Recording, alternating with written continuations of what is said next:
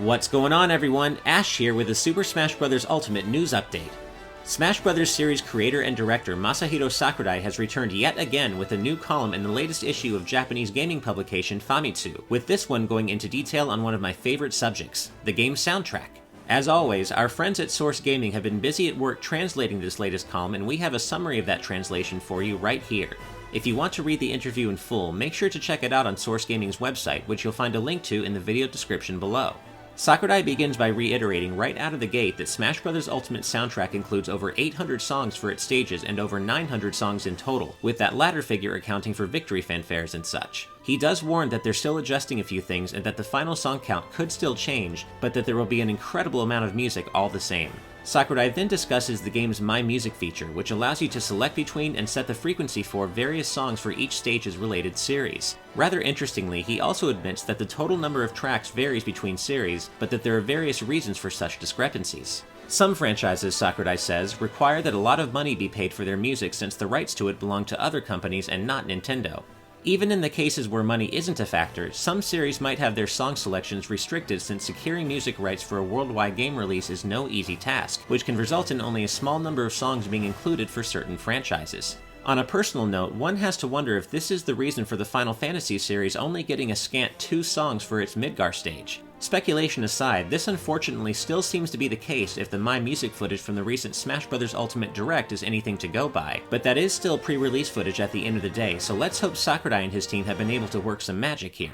Back to the column, Sakurai says many different composers were invited to participate this time, and that he'd like to share some details about that side of the creative process. This process began, he says, with emailing a bunch of famous composers, which he says happened about 1.5 years ago. While he sent most of these emails himself, he asked his sound team to contact some of the newer composers he hadn't worked with before. Sakurai also recalls that it was difficult to be honest about the purpose of the emails because of the secrecy surrounding Smash Bros. Ultimate at the time, but that he trusted the musicians to keep his secret. He then gathered the composers who agreed to participate in groups of 4 to 6 and showed them Smash Bros. Ultimate's project plan, detailing his aim for the project and the kind of music he wanted them to focus on. And on that note, Sakurai adds that this time he wanted the game's composers to prioritize making music that, and I quote, really gets your heart pumping during battle. Sakurai then reveals the reason for this in an interesting anecdote, recalling an instance in which the Roost theme from the Animal Crossing series played during the final round of a Smash Bros. For Wii U tournament. The final round of any tournament is when both the players and audience should be as riled up as possible, he says, which led him to conclude that he should be careful not to include too many songs that didn't appropriately complement the on-screen action from there on out. Sakurai goes on to say that he had the composers pick which songs they would arrange immediately after they signed their non-disclosure agreements. But Sakurai also came prepared with a database of thousands of tunes that he put together himself, which allowed him to play requested music for his musicians right then and there as reference so that they could decide on the spot who would arrange which song. Each composer was unique, Sakurai adds. Some decided immediately, while others couldn't decide on the spot and took the database home with them for further reference. The fact that Sakurai prioritized the composer's own requests and preferences led to a bit of imbalance and overlap, he notes, but he still thought it was best to have his musicians arrange music that they themselves liked. To my personal delight, he then reveals that both the Castlevania and Mega Man series have been especially popular this time around, leading to a lot of new arrangements for those franchises in particular. And though they go unnamed, Sakurai credits one specific individual with the Fire Emblem series receiving a surprisingly large number of new arrangements this time as well.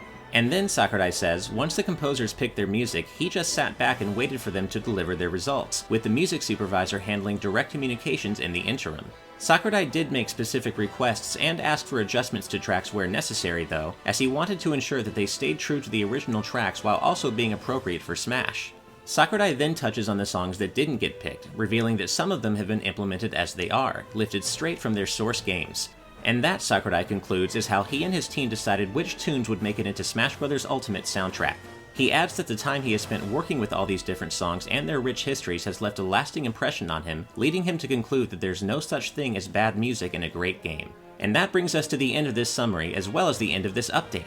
Thanks once again to our friends at Source Gaming for providing the translation of this summary. As always, if you enjoyed this video, please hit that like button and make sure to subscribe to GameXplain for more on Smash Bros. Ultimate, the Nintendo Switch, and all things gaming.